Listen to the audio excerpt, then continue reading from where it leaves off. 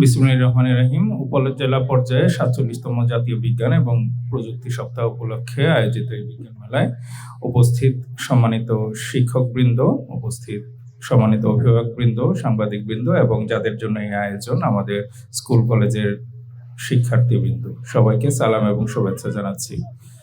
আসলে বিজ্ঞান মেলার এই প্রস্তুতিটি আমাদেরকে একটু খুব দ্রুতই করতে হয়েছে। আমরা খুব কম সময়ের মধ্যে একটা নির্দেশনা পেয়েছি। বিজ্ঞানের যে প্রজেক্টগুলো আমার মনে আছে, যখন ছোটবেলায় আমরা করতাম ৫ থেকে ৭ দিন বা ১ সপ্তাহ অন্তত সময় পেতাম। এতে করে যেটা হয়, প্রস্তুতি নেওয়ার একটা ভালো সময় এবং সুযোগ থাকতো।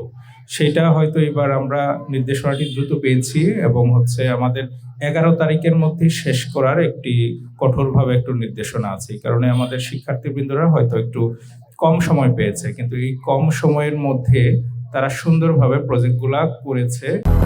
২০০-র বেশি সার্ভিস ও ফিচারে লেনদেনের সব বিকাশ অ্যাপে সম্ভব।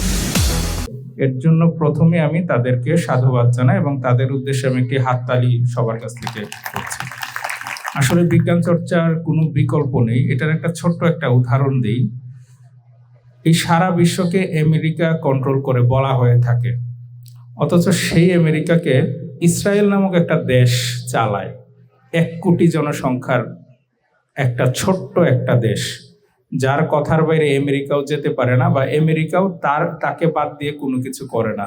কারণ একটাই, তারা বিজ্ঞান চর্চায় এত এগিয়ে এবং সারা বিশ্বের যত বড় বড় টেক জায়ান্ট কোম্পানিগুলো আছে সবগুলা কন্ট্রোল করে ইসরায়েলি বংশোদ্ভূত বা ওই জাতি গোষ্ঠীর লোকজনেরা। এবং সেই সাথে আরেকটা হয়ে আছে, আমরা মধ্যপ্রাচ্যে দেখি যে অন্যান্য দেশগুলা যখন আমেরিকার তাবেদারি করে, ব্যতিক্রম ইরান, কারণ ইরানের নিজস্ব সভ্যতা আছে এবং ইরানও কিন্তু বিজ্ঞান চর্চায় অনেক বেশি এগিয়ে। এই কারণে কিন্তু ইরানও অন্য কাউকে ভয় পায় না। আমার এই কথাটা বলার উদ্দেশ্য হচ্ছে এটাই, যে বিজ্ঞান চর্চা ছাড়া একটি দেশ জাতি কখনোই অগ্রগতি বা উন্নতি লাভ করতে পারবে না এবং বিশ্বের বুকেও কখনো প্রভাব রাখতে পারবে না।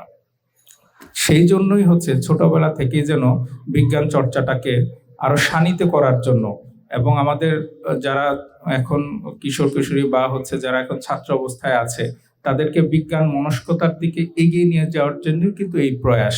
আমরা শুধু বইয়েই বিজ্ঞান পড়লাম, সেটার প্রায়োগিক দিক দেখলাম না, তাহলে কিন্তু আমাদের বিজ্ঞানটা শুধু পড়ার মধ্যেই সীমাবদ্ধ থাকবে, এর বাইরে কিন্তু কোনো কিছু হবে না।